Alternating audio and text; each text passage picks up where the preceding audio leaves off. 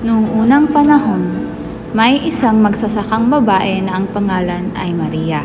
Kilala siya sa kanyang sipag at tiyaga. At araw-araw siyang naglalakbay sa bukid upang alagaan ang kanyang tanim. Isang araw, habang tinatahak niya ang kagubatan, napansin niya ang isang puno na tunay na kakaiba. Mataas ito, malalapad ang dahon, at tila mas misteryo sa bawat indayong sanga.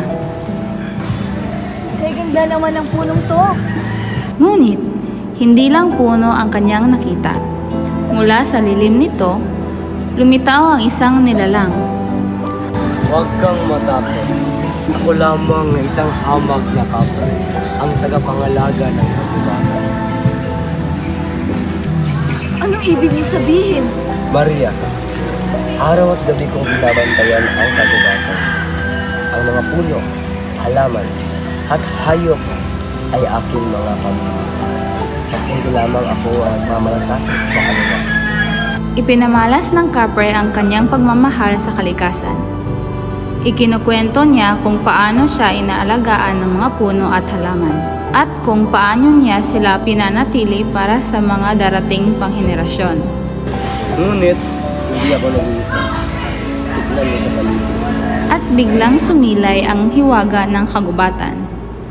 Mula sa sinag ng araw, lumitaw ang isang diwata. At sa lilim ng puno, isang duwende ang lumabas mula sa ugat. Ang bawat sanga at dahon ay may buhay. At ang kagubatan ay tahanan naming mga engkanto na siyang tagapangalaga nito. Sa mga salitang ito, namangha si Maria. Noon lamang niya napansin ang hiwaga ng kagubatan. Nakita niya ang ganda ng mga ibon, ang dampi ng hangin, at ang sigla ng mga puno. Mga bagay na dati ay lumilipas lang sa kanyang paningin. Tunay nga ang dapat pahalagahan ang kalikasan. Ngunit, dumating ang oras ng kailangan na niyang magpatuloy sa kanyang paglalakbay. Nagpaalam siya sa kapre. Salamat, kapre. Ang iyong mga salita ay aking isa sa puso at ipapasa sa aking mga anak at mga apo. Alagaan ninyo ang kalikasan. Iyan ang pinakamahalagang pamana para sa susunod na henerasyon. At mula noon, si Maria ay naging tagapagdala ng kwento ng kapre. Ipinasa niya ang kanyang karanasan sa mga anak at ipinagpatuloy naman ito ng mga apo. Ngayon ko lang naisip, Lola, na ang kalikasan ay yamang hindi kayang tupasin ng anumang bagay. Salamat sa kapre na naging kaagapay natin sa pagbabantay sa buhay ko. Kaya mga apo, huwag niyong kalimutan na ang mundo ay hirang lamang. Kaya atin itong alagaan para sa susunod pa na mga henerasyon.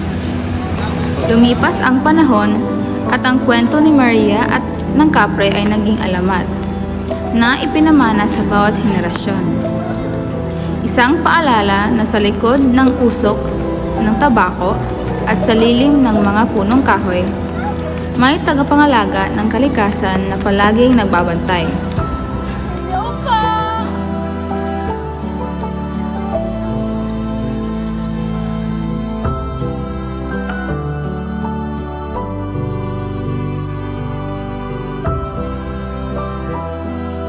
At hanggang ngayon, sa bawat kagubatang dinadaanan mo, baka naroon pa rin ang kapre. Tahimik na nakaupo, nagmamasid at naghihintay kung paano mo pahalagahan ang kanyang ipinaglalaban. At doon nagtapos ang kwento.